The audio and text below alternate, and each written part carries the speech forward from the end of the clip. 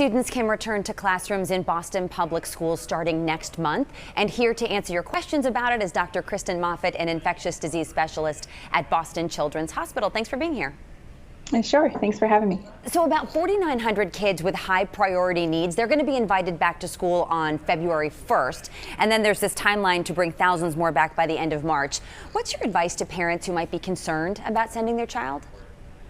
Well, we are getting more and more data showing us that schools are really not settings where a lot of transmission is occurring, as long as measures like masking and distancing and staying home when you're sick are in place.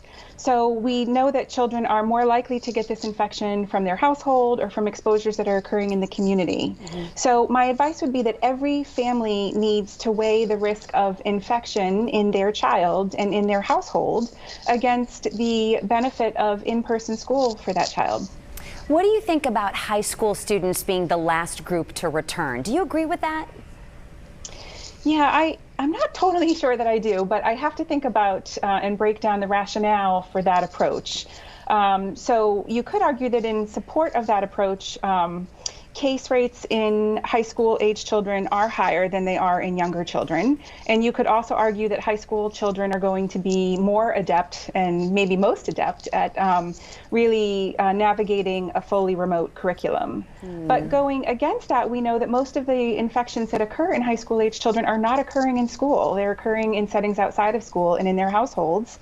And you could also argue that high school age children are maybe suffering the most psychologically from the social isolation of full remote school. So I can appreciate where that approach is coming from, but I'm not totally sure I agree with it. So I want to ask you about this. Pretty soon, a lot of grandparents are going to start getting their vaccines. Once they get that second dose, is it safe for grandchildren to visit?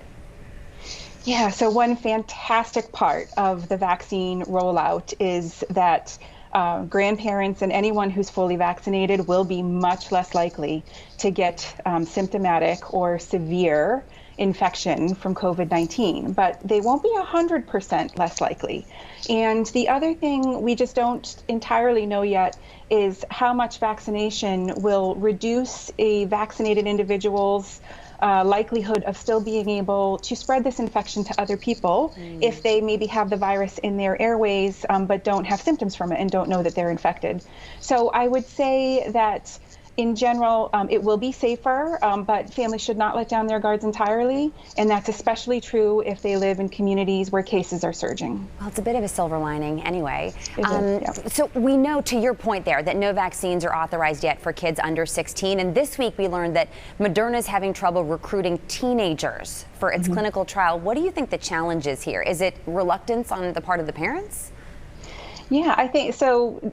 Trials in children and adolescents always enroll more slowly than they do in adults. And part of this is because for adolescents in particular who are old enough to assent to participating in these trials, both the adolescent and the parent have to be on board and have to sign up for these trials.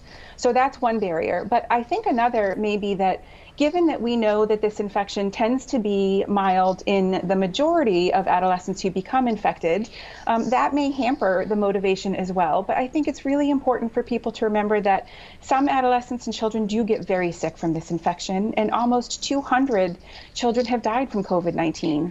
So for those reasons, to prevent those infections and to have as many children and adolescents vaccinated as possible to be able to really reduce transmission and get control in this pandemic, being able to do everything we can to move these trials forward in adolescents and children is really critical. All right, Dr. Moffitt, thank you so much for your time every week, your insight. We really appreciate it.